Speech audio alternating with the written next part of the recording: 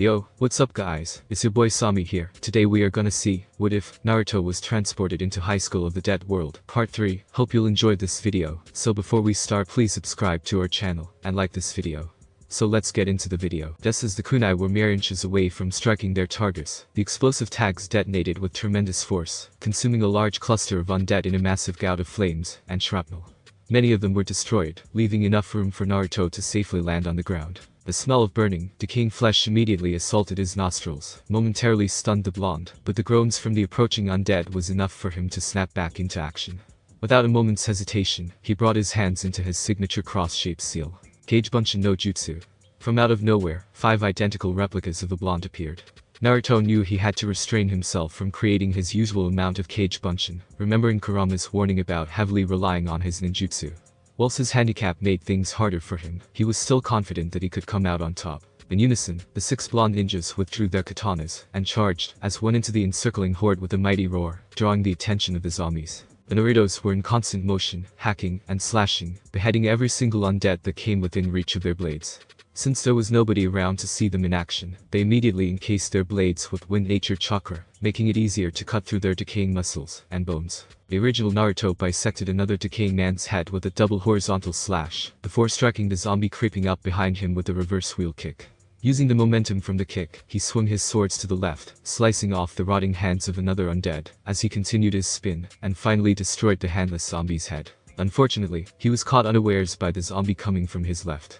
Unable to defend himself, it clamped down on his shoulder with surprising force.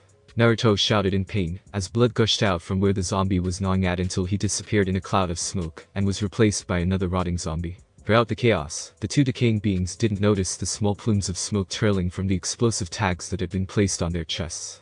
A massive explosion consumed the 2 zombies, and several of the surrounding undead in a massive fireball that completely incinerated them, and set several more on fire. If a normal person becomes a zombie when he's bitten by an infected person, then what would happen if a zombie gets bitten by one of its own kind? Does that somehow nullify the virus, or make the body decay at a faster rate? Though Naruto, before he felt the memories from 3 of his clones, signifying their demise at the hands of the horde of undead. Is it really this time for such thoughts? Wait until we're clear of this decaying quagmire before you start this mindless rambling about super zombies. Interjected Kurama.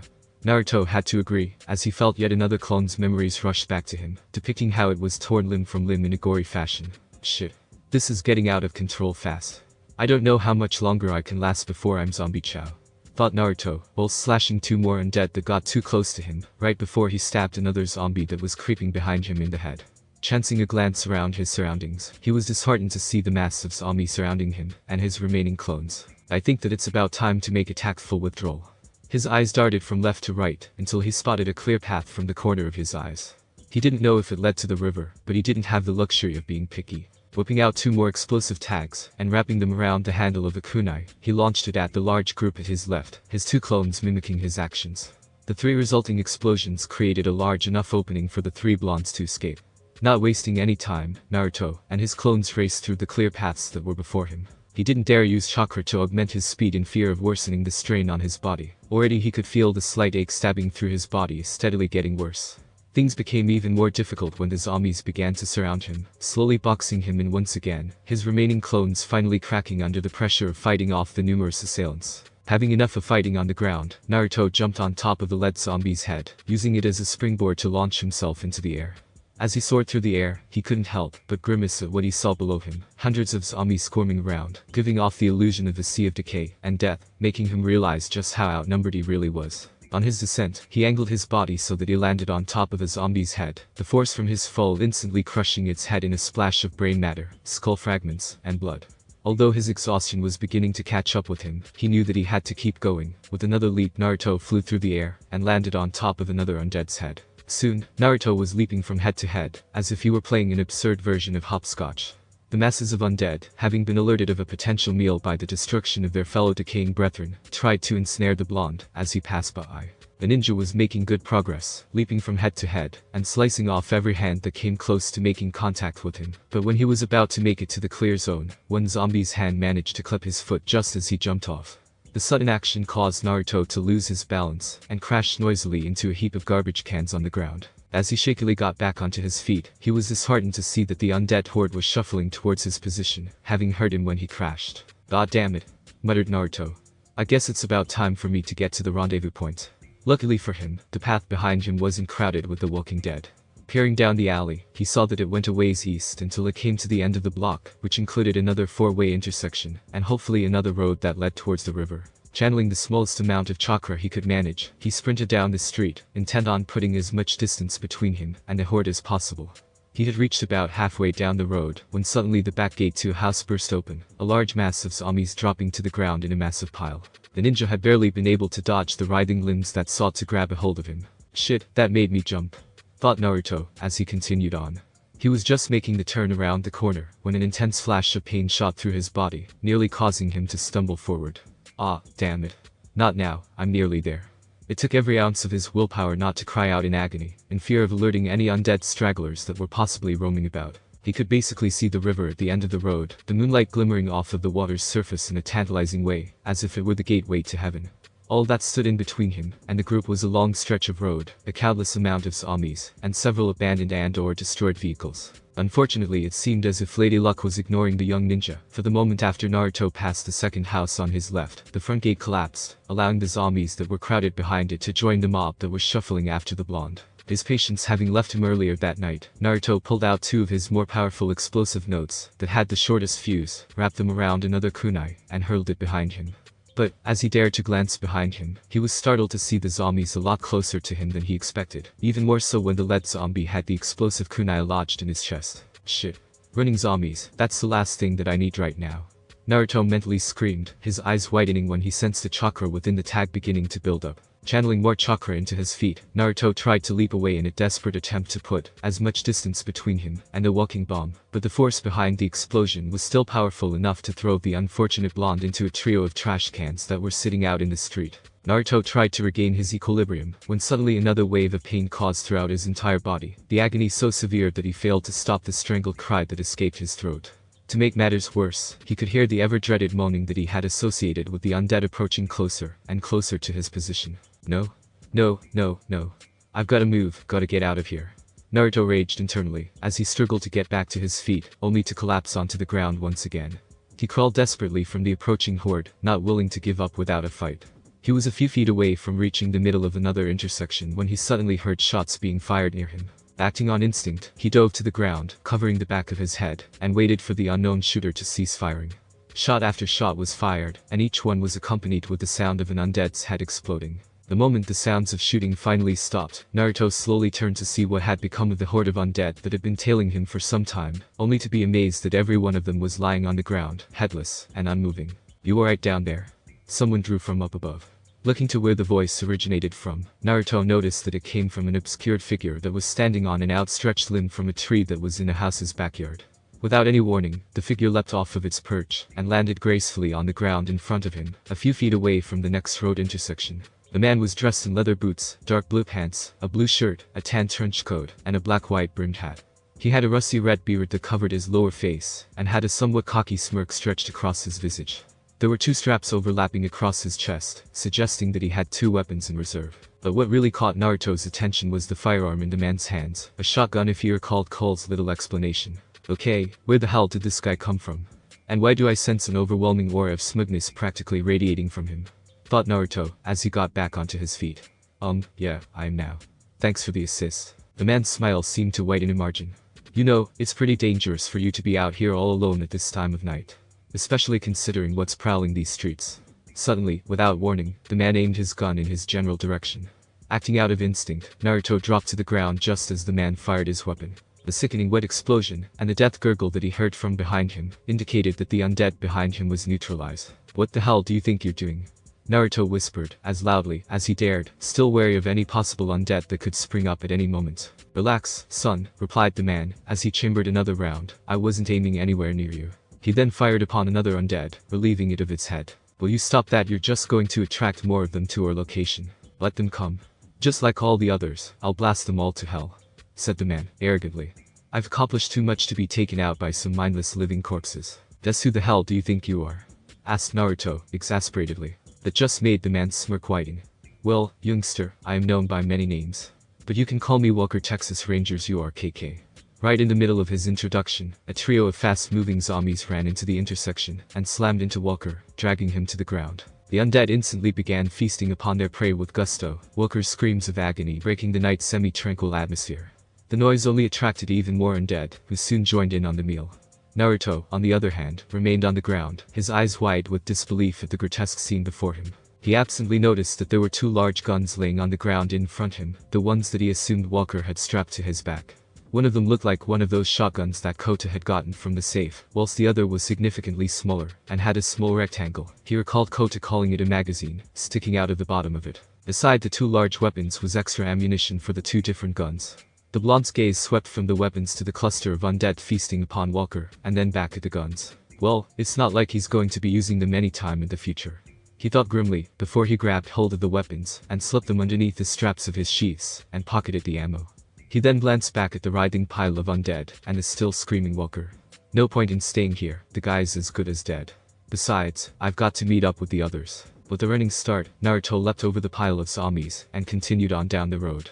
Although he was saddened that he had witnessed the gruesome death of a human being, he knew that there was nothing that he could have done for him.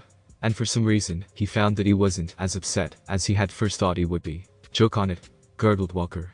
Choke on it. Oh wow, that was pretty disturbing, thought Naruto.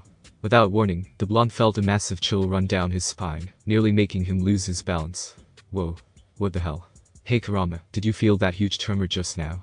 Yes, I did, answered the bitch through their shared mental link. Well, do you have any idea what could have caused it? The collective despair and turmoil of idiot worshippers worldwide, mourning the loss of their overrated idol. What? Never mind, you're better off not knowing, quipped the fox, although Naruto could have sworn that he heard Kurama mutter something along the lines of I can't believe that there's one in this world, too. After running for nearly an hour non-stop, Naruto decided to take a small break. He stopped in a block that he had seen teeming with undead earlier in the night. But with the sun now beginning to rise, he saw that the streets were completely deserted, the unmoving bodies of humans and undead scattered across the area. He also noticed a large object further up the street that he had never seen before. Curiosity getting the better of him, he crept closer to the mysterious bulk, only to blanch in disgust, as the strong stench of blood and decaying flesh assaulted his nostrils. Once his vision cleared, he was met with a grotesque sight. The shadowed object was some sort of vehicle that ran on a set of treads, and had some sort of plow attached to the front of it. But what really got his attention was the gratuitous amount of gore, from both the undead and human bodies, splattered against its metal surface. Behind the vehicle was a massive trail of blood and assorted limbs, as well as several more bodies strewn around the street. No longer able to stand being in such a depressing area, Naruto made his way towards the rendezvous point when one particular body caught his attention. It was a grown man, in some sort of militant-like uniform. His skin was deathly pale, and there were no bite marks visible anywhere, indicating that the man wasn't an undead when he was finally put down. The man had a small firearm gripped in his hand, and a small circular wound in the side of his head. His eyes were gaping lifelessly towards Naruto, depicting no emotion on his visage. It was easy to determine how the man died. The fact that he was holding the weapon responsible made it all the more obvious. But the real clincher for the young ninja was when he noticed the photograph in the man's left hand, which depicted what he assumed to be the man's family. That was the last straw for the blonde, as looked at the dead man with newfound contempt. He had always held a strong belief that parents should never abandon their kids, unless it was a life or death situation. Having heard of how Tsukumo Haddock suicide had traumatized Kakashi so severely that it had drastically affected in such a negative manner, made Naruto's disdain to those who chose suicide even stronger.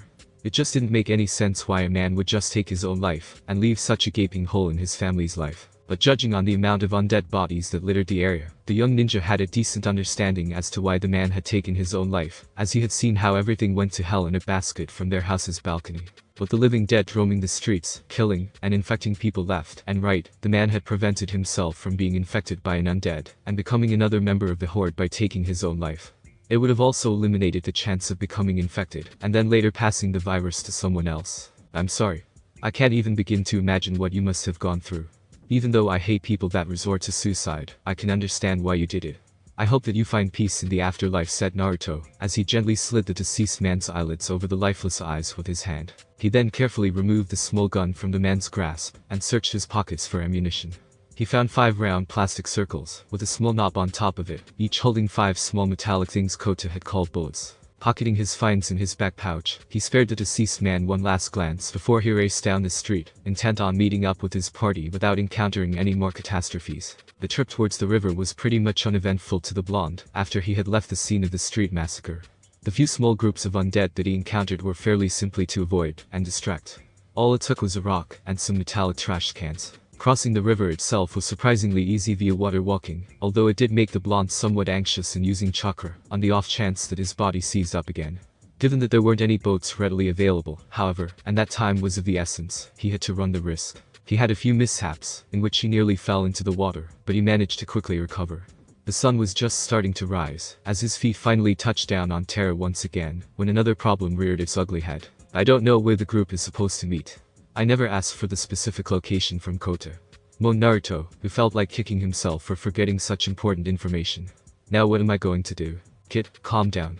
Just channel a minute amount of chakra to your nose, and track them by their scent, like one of those damn Inizukas, advised Kurama. Oh, of course.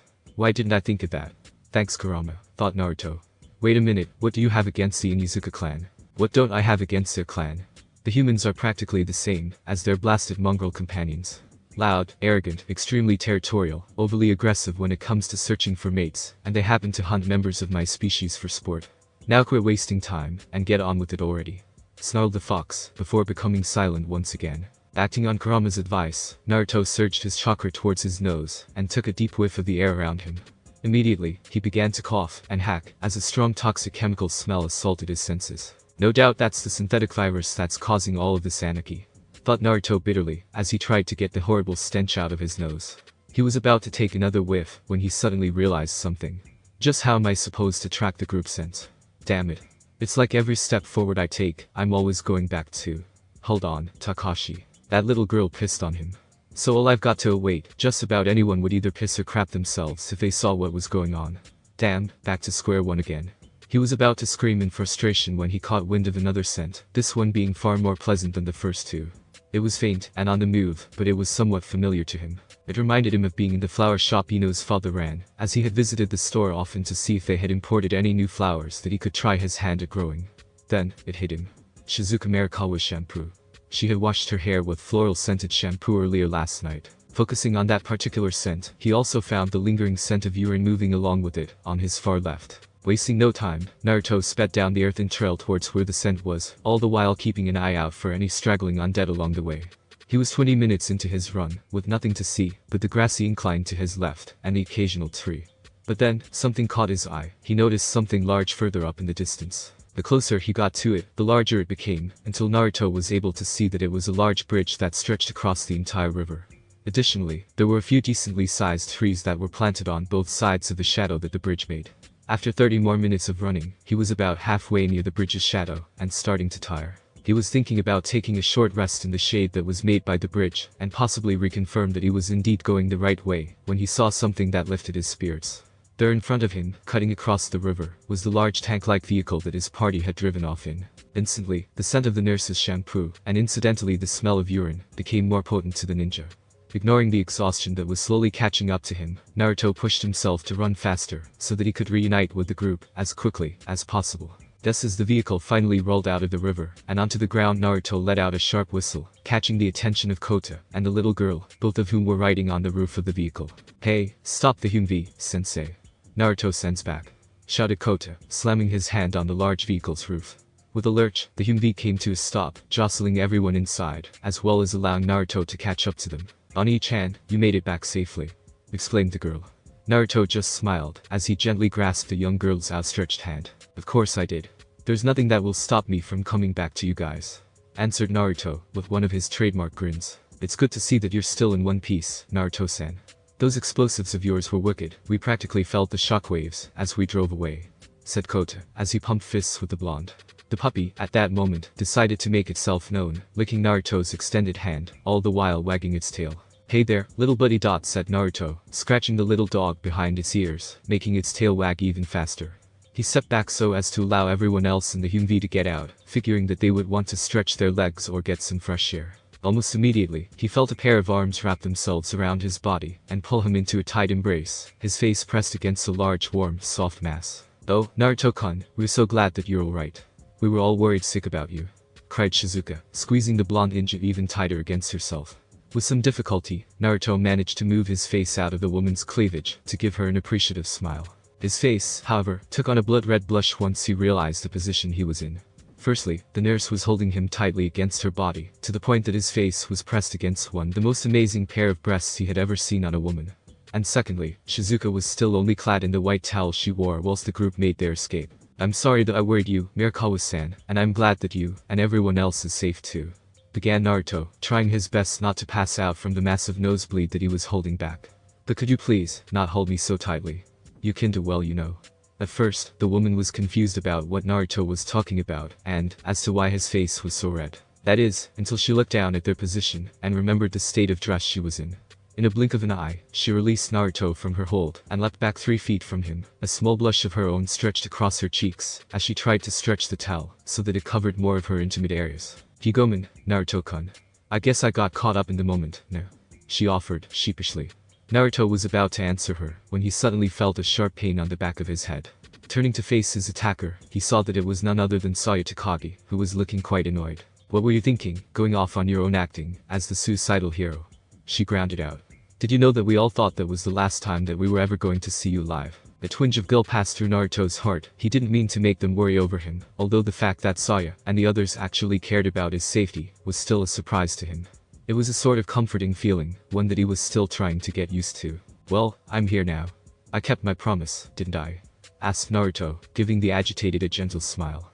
The intelligent pink cat looked like she wanted to scream at him some more, until her scowl relaxed into a calmer expression. "Yes," she said, slowly. "You did keep your promise in the end. But don't you ever go and do something that stupid again." Naruto couldn't help but sweat drop at the girl's attitude. The rate in which Saya switched moods was something else. I'll try not to, Takagi-san," said Naruto, not wanting to become the target of her temper once again. The rest of the reunion was more relaxed, with both Takashi and Rei giving him a simple welcome back, and Siko merely smiling warmly and nodding respectfully towards him. For a moment, Naruto was content to simply bask in the tranquility, until Kota asked Takashi to help get the little girl down, whom the ninja learned was called Alice. Just as Takashi was about to reach up to the young girl, she immediately pushed down her skirt and began to blush. "My panties," she began, they're still not." Like a flash of lightning, Naruto recognized what exactly was her problem, as well as what had caused the accident in the first place. And after seeing Takashi's expression, as he too recalled the incident, Naruto could help but broke out in a fit of giggles, as he gently lifted the dog from the Humvee's roof and placed the animal on the ground. He was just keeping his amusement concealed from everybody else, but it only got worse when Rei stormed up to Takashi, eyebrow twitching, and her cheeks puffed out in anger, and snatched Alice from the boy's grips. "What is wrong with you, embarrassing this poor girl like that?" lambasted Rei, as she held the young girl tight against her chest. A CHNRK. "Oh, shit," snorted Naruto, as he tried to get his snickering back under control. But his efforts were for naught, as Rei's eyes snapped towards him, her cheeks now blushing red with fury. "Naruto, are you laughing?" The question broke whatever self-restraint Naruto had left, his laughter sounding loud and clear for all to hear. The puppy standing before started to bark wildly, as if sensing the ninja's mirth, further driving Takashi into a state of depression. "Wahahaha. I am sorry. I can't help it." Naruto wheezed in between bouts of laughter. Rei's eyebrow was twitching like mad. "This is exactly why boys should just art. You know what, never mind." With a huff, she retrieved the large beige duffel bag from the Humvee, before she gently led the little girl towards one of the bigger trees on the other side of the large vehicle. The other females went to follow Rei, but not before the girl gave the 3 boys a withering glare. "We girls are going to change now. If we catch any of you trying to sneak a peek, you're dead, got it?" she said with as much righteous feminine fury as she could. Naruto, as well as Kota and Takashi merely nodded their heads, figuring it was best to do everything they could to avoid being the target of 4 angry females. "So, the girl's name is Alice?" asked Naruto, once the girls went behind the tree. "Yes, Alice Murasato," confirmed Takashi. "And what about this little guy?" The ninja crouched down to scratch the puppy behind its ears, causing the small canine to thump his hind leg against the ground. Kota chuckled. "We decided to call him Zeke. The name's from the America Army, usually given to Zero fighters. Ain't that right, boy?" The puppy gave a joyful bark in response, as if it knew the gun aficionado was talking about him. Naruto couldn't help but laugh, the scene before him reminding him of when he used to hang out with Kiba and Akamaru when they were still academy students. "So, I take it everyone has taken a shine to our newest additions." "Yeah, the girls just think Zeke is absolutely adorable. And, as for Alice, well, it's nice to have someone innocent through all of this mess. And we intend to keep it that way. But to do that, we need to stick together. interjected Takashi, his gaze settling on Naruto. Although you managed to help us escape by staying behind, and you managed to come back on your own, what you did was very reckless, Naruto.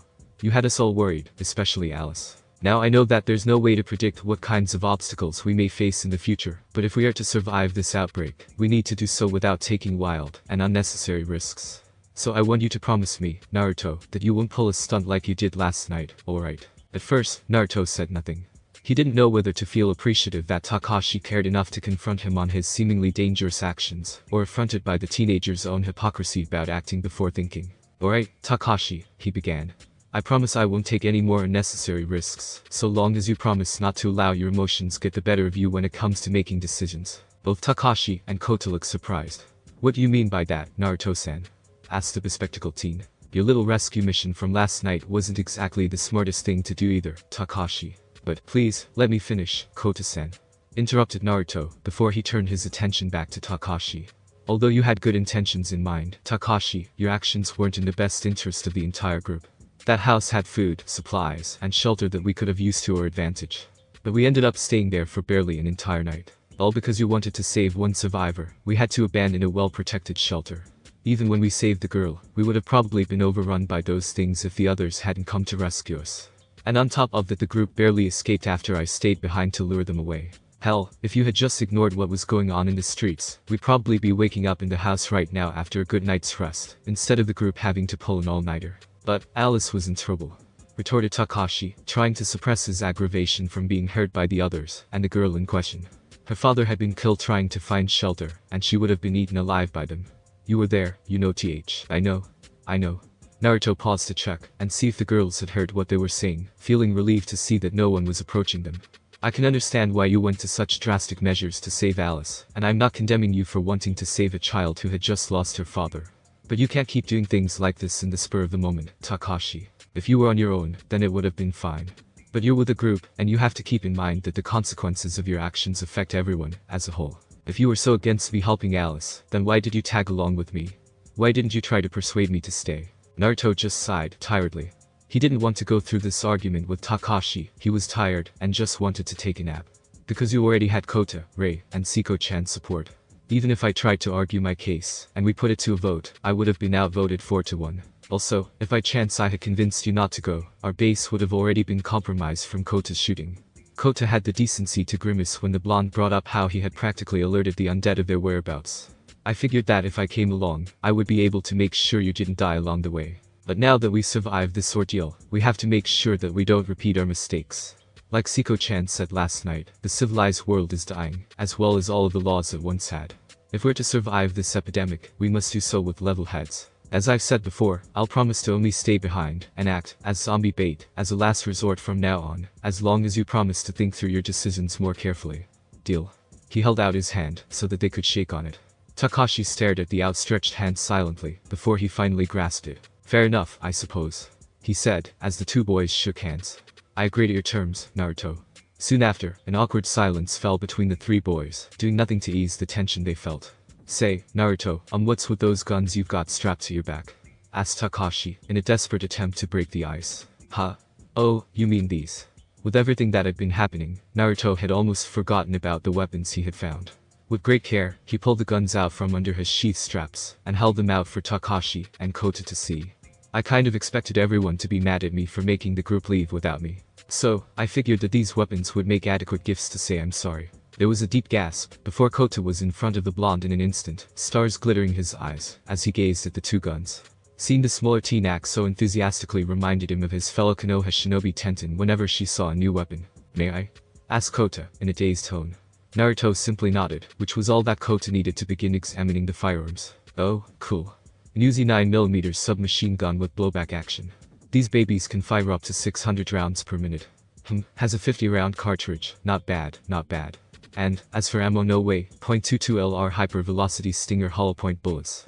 These babies have a muzzle velocity of up to 1,800 feet per second, in exchange for a lighter bullet mass. He then turned his attention to the longer gun with a bent metal butt and curve ending, with an even bigger gasp. And a Franchise Spaz 12 combat shotgun. Oh, wow, this beauty is a work of art. You're pretty lucky to find this variant, Naruto-san. This model is capable of holding up to 8 rounds, and you can choose between the traditional pump or semi-automatic reload action. Military and police forces worldwide use this type of firearm. And coincidentally, both this and the Uzi were titular weapons used in one of Arnold Schwarzenegger's most iconic movies, The Terminator. He then turned to face Naruto with a look akin to admiration. "Where did you find these amazing weapons?" Naruto stepped back in an attempt to regain some of his personal space, but Kota simply followed like a moth to a flame. He contemplated on telling Kota about that Walker guy's untimely death, but decided otherwise. "Well, on my way to meet up with you guys, there was this guy shooting away at a bunch of them, hollering, and making a grand scene like some smut jackass. The poor bastard was so focused on the undead that were charging in front of him, that he didn't even notice the other mob creeping at his side until it was too late. Luckily, the guy managed to drop the guns far away from them for me to grab them. I wonder who he was," said Takashi aloud. Naruto just snorted, handing the guns to Kota. "Doesn't matter now, the guy is not going to be needing them anytime soon. So, will these be of any use, Kota?" The expression on his face was just too priceless. "Are you kidding? These will be perfect additions to our arsenal. Then I guess you'll be wanting these." Reaching into his pouch, he withdrew 3 more 50-round Uzi cartridges, and a full box of shotgun shells. This time, Kota actually squealed in delight, as he placed the ammunition in one of his many pockets, and holstered the guns into the straps on his back. Suddenly his entire body stiffened, as if he had just remembered something rather important, before he unstrapped his shotgun, and presented it to Takashi. "Take this, Takashi, you might need it." Takashi sighed. "I don't know how to use this, Kota. It's probably best if I stick with my bat." Kota shook his head, saying that it took too much energy to be effective against them, and began to show him how to hold the weapon, and how to fire it, as well. Naruto tried to follow along, as best he could, but he still ended up getting lost. "You should only use this in close range, and aim for the general area of the head, since you don't know how to use it," finished Kota. Takashi sighed once more, as he took hold of the gun. "What if I run out of ammo?" Kota responded by continuing to show the taller teen what to do, as the ninja watched on in mild curiosity. Again, he tried to follow what was being said, but he still didn't understand most of the jargon. But it wasn't just him that was lost, if Takashi's frustrated expression was anything to go by. "I'm not going to understand everything just by hearing it once, Kota. I'll just use it as a club or something for now," said Takashi exasperatedly, as he hefted the heavy weapon on his back, and turned towards the slope they would have to cross. Naruto frowned, as he saw the agitated faces on both teens, but it was quite obvious that Kota was more hurt by Takashi's abrupt dismissal of his advice than he let on. It reminded him of all the times his friends blew him off whenever he tried to offer advice, or whenever Sasuke and Sakura would look down upon him when they were just starting out as a team. He wanted to try and help the smaller teen, but didn't know how to go about it without unintentionally making things worse. Then, an idea hit him. "Oh, hey, Kota," he began, catching the gun expert's attention. "I was wondering if you could possibly teach me how to use a gun. You know, just in case my swords get damaged." Almost immediately, Kota's face took on a much more cheerful expression. "Of course, Naruto-san. After all, you help contribute to our arsenal. It's only fair that you get to use one of these guns," he said, reaching behind his back to pull out a gun for the blonde, before Naruto stopped him. "Actually, Kota, I've already got one." He reached into his pouch, and withdrew the small firearm he had gotten from the uniformed man. Kota's eyes went white at the sight of it. Another Smith & Wesson M37 airweight. Takashi, who had been listening in on their conversation, couldn't stem his surprise at seeing yet another gun that the blonde had found. "Yeah, I guess I kinda forgot about it after a while. Sorry about that." "Hey, don't worry about Naruto-san. With everything that's happening around us, it's easy to get distracted," said Kota, as he examined the weapon for any damage, as well as how much ammunition was left. "But I have to say, I'm quite jealous of how you just seem to find all these awesome guns without much trouble. So, where did you find this baby?" Naruto's mood darkened, as he recalled the fate of the firearm's last owner, which both boys quickly noticed. "Well, you see, the last person who used this gun was in the middle of this chaos when they were feeding. He used it to, well, you know, take the easy way out." Realization struck both the teens, Kota's exuberance vanishing in an instant. "Oh, I see. That would explain why only one shot was fired, and why there's blood splatter over the muzzle. So, can you help me, Kota?" the blonde asked, trying to steer the group conversation to something not as daunting as suicide. Right, of course," said Kota. "Now before we begin, Naruto-san, can you tell how much you know about guns?" The ninja had the decency to look embarrassed, his hand scratching the back of his neck out of habit. "Aside from the fact that you pointed at what you want to kill, and then pull something to make it go boom, absolutely nothing." Kota just looked at him, as if he couldn't believe just what he had heard, but didn't dwell on it for too long. "Okay then, I guess I'd better start you off with the 4 major rules of gun safety, before I teach you how to use your gun. These rules are practiced in just about every country, so be sure you commit them to memory, alright?" At Naruto's nod, Kota continued. Alright, the first, and by far the most important rule, is that you should always treat a gun as if it is loaded. Always. Yes, always, even if it's out of ammo. Replied Kota, looking dead serious. Hundreds of people have been killed by their own gun just because they were fooling around with it, thinking that it wasn't loaded. So if there's one thing that you should remember, it's this rule. Got it? Yeah, I'll be sure to remember it. Answered Naruto, not used to seeing Kota this serious. Alright, moving on. Rule number 2, never let the muzzle of the gun cross anything that you don't want to shoot. Continued Kota, pointing to the end of the revolver's barrel. That's in case one of the rounds accidentally goes off on its own. Rule number 3. Keep your finger off the trigger until you're ready to shoot. This time he pointed to the thin, curved piece of metal that was inside a thin metal loop located underneath the barrel, and in front of the grip. The pressure that's required to pull the trigger varies. For some guns, it would only take the smallest amount of pressure exerted against the trigger for it to go off. So whenever you're holding a gun, make sure that your finger stays off the trigger until you are absolutely ready to shoot. Got it? And the fourth rule. Always make sure that you know what's behind your target. The velocities in which these projectiles reach once they're shot is so high that they can pierce through your intended target and whatever is behind it. For example, you could be aiming to shoot one of them that's standing right in front of you, but even though your aim is accurate, there's still the chance that the bullet could pierce through the head, and then hit a normal human that was standing behind it a few feet away. Does any of this make any sense to you? Yeah, they seem like pretty reasonable rules to me. Replied Naruto. But now that he had heard how dangerous that little gun Kota was holding could possibly be, he was beginning to have second thoughts on learning how to wield it. But then again, he was in a different world, and he couldn't just rely on his ninja tools, especially since he was working with such a limited supply already, and there was no chance of him finding more. Suddenly, the duo heard a sharp gasp from Takashi, breaking off their conversation. Fearing for the worst, Naruto and Kota whirled around, ready to face any undead that had managed to stagger their way towards them. But the sight that greeted them left the hormone-charged teenage boys. The three young women were no longer dressed in their sleeping clothes, but weren't fully dressed in the school uniforms they had worn yesterday. They still wore their uniforms, but with some major adjustments made to them. In Rei's case, it was the knee pads, white gloves, and the large gun that was strapped to her pack, which unintentionally accentuated her bust. Siko, on the other hand, had decided to forego the green skirt that both Saya and Rei wore, and instead opted to wear a very short black apron-like skirt that came down to the middle of her thighs. Naruto subtly noticed that if he looked close enough, he could still see the straps of the thong she was still wearing. But it was the group's only adult that really caught the ninja's attention. Shizuka was wearing a simple white blouse that looked as if it was stretched to its limit in trying to cover the woman's large breasts, and an orange plaid patterned skirt that reached to her upper thighs, replacing her old black torn one. Replacing her brown slip-ons were a pair of black loafers that were adorned with a metal buckle on the front. Despite the simplicity of her apparel, Naruto couldn't find it in him to pull his gaze from her. But it was the slightly perverted giggling coming from Kota that managed to snap the blonde out of his daze, as well as remind him that he himself wasn't fully dressed. Hey, since we're talking about clothes, can I get my jacket and shirt back, please? He asked. Saya adopted a thoughtful pose for a brief moment before she gave the ninja a serious look. Sorry, but we couldn't find your clothes in the bag we packed. We must have accidentally left them back at the house during the rush to get the Hyunvi ready. What? Ignore Takagi-san, she's only joking, Naruto-san. Said Siko, handing the blonde his folded-up shirt and jacket. Naruto sent a thankful smile as he unstrapped his swords and began to dress himself. It was only a joke, Siko-san. I was just trying to lighten the mood. Retorted Saya. Yeah, well, running around in the cold night half-naked isn't exactly a pleasant experience, Takagi-san. But, if you don't believe me, then you're more than welcome to try frolicking in the night topless for yourself. Replied Naruto coyly, as he zipped his jacket and fastened his swords onto his back once again. Saya, however, didn't find the ninja's suggestion the least bit funny. Her face took on an ugly shade of red, as she seethed with unmitigated fury, her body visibly shaking, as if she were ready to violently explode. Naruto-san, how about you help Kota and me scout out the road ahead? You know, just to make sure that we don't find any nasty surprises when we drive the Hyunvi up this slope. Said Takashi, trying to get the blonde away from the impending time bomb that was his childhood friend. Yeah, sure thing, Takashi. Answered Naruto, sending him a grateful smile towards the brunette.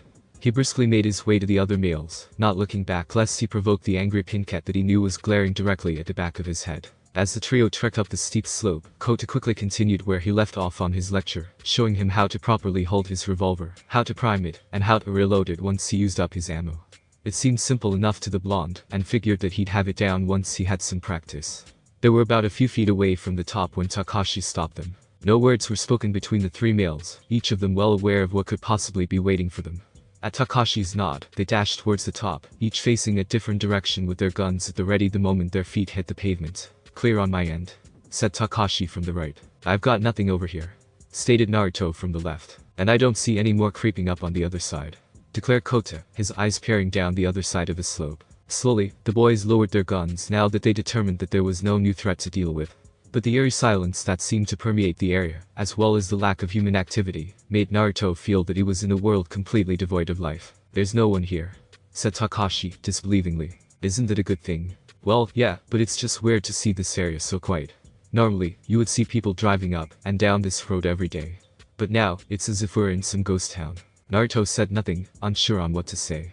He had already experienced what it was like to lose his entire home himself, but knew that he couldn't say anything without revealing that he was from another world. I suppose it's alright to give the girls the all-clear signal, right? Takashi said nothing, instead preferring to nod towards Kota. The bespectacled proceeded to walk back to the edge of the slope, where the rest of their party was waiting. It's all clear. You're good to go, sensei, he shouted, waving his arms up in the air wildly.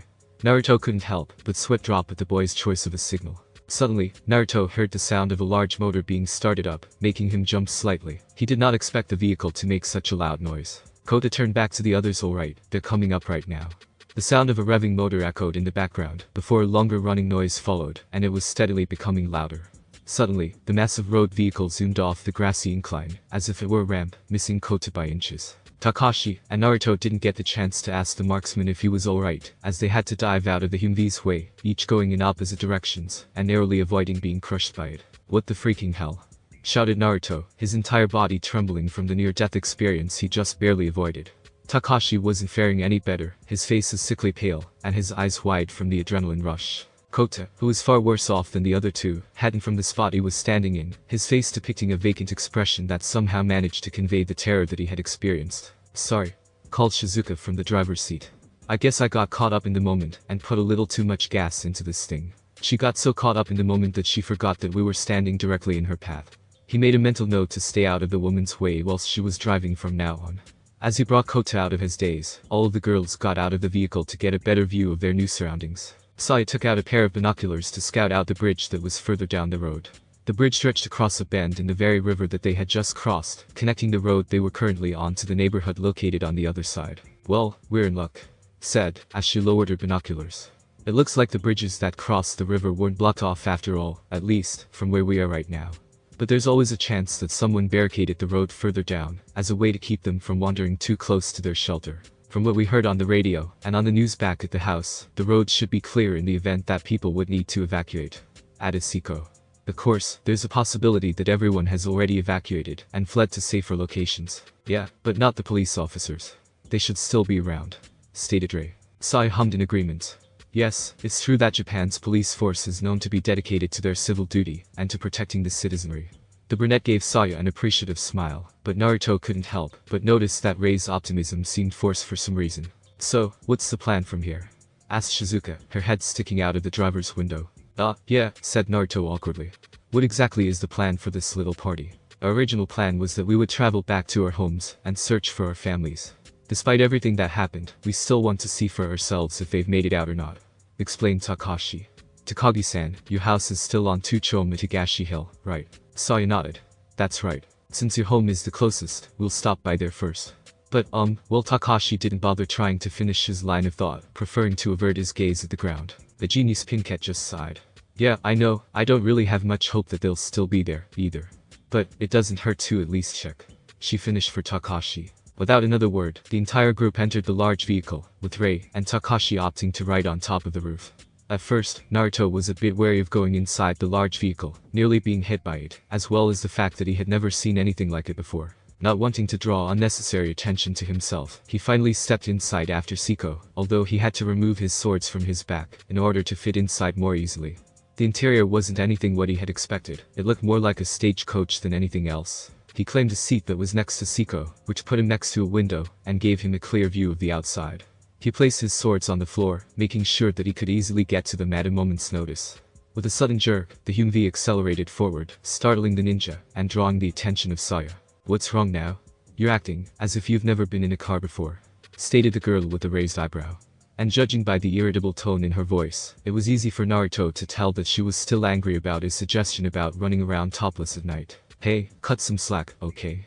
I've been up all night killing undead, all the while making sure that I didn't get eaten alive, so of course I'm gonna be a little bit jumpy," he retorted, trying in vain to keep himself from yawning. Saya looked somewhat surprised. "You stayed awake the entire time. Didn't you try to find a safe spot to rest, even for a short while?" The second yawn broke through Naruto's mental restraint, the warm temperature, and the comfortable leather seat making him drowsier with each passing second. "Couldn't take the risk. With the number of them running about, I had to constantly be on the move." Before he could say anything else, another yawn managed to escape his throat. "Cripes, I must be more tired than I thought, I can barely stay awake. Perhaps you should take this opportunity to take a nap, Naruto-san. It's pretty quiet around here, and no one has spotted any of them around for a while. Rei-san and Takashi-san will alert us if the situation changes," said Siko. "Well, if you put it that, how can I say no?" murmured the blonde. He was about to lean his head against the window and close his eyes for some well-earned rest, when he felt himself being gently eased down to his side. For some strange reason, he also felt something warm and soft against the side of his face. He curiously cracked open one of his eyes to see what outside force had moved him, only for both of his eyes to snap open a second later, a bright blush stretching across his face. "Is something the matter, Naruto-san?" "Well, not really, Siko-chan," began Naruto, "but why did you lay me down on your lap?" He could practically feel her body heat radiating from her legs, even through her skirt. And considering that the thin garment was all that was keeping his face from touching her panties, saying that blonde was a tad bit uncomfortable was an understatement. He had half expected them to react violently, like Sakura always did whenever she thought he was doing anything she perceived as perverted. But surprisingly, Siko didn't so much as lift a finger. In fact, if the young swordswoman was any the least bit embarrassed, she did a fine job at hiding it. "I figured that this position would be more comfortable for you, as opposed to sleeping with your neck twisted at an awkward angle. But, are you okay with me laying on you like this? I mean, doesn't this make you the least bit uncomfortable?" Siko just shook her head. "It's fine, Naruto-san, now get some rest. I'll personally wake you up if anything changes." Even though he still felt a bit awkward about lying in the pretty girl's lap, Naruto had to admit that it was a lot more comfortable than the position he was previously in. "Well, if she's offering, then I might as well accept, don't want to seem rude," thought Naruto. Besides, I could do with a little nap.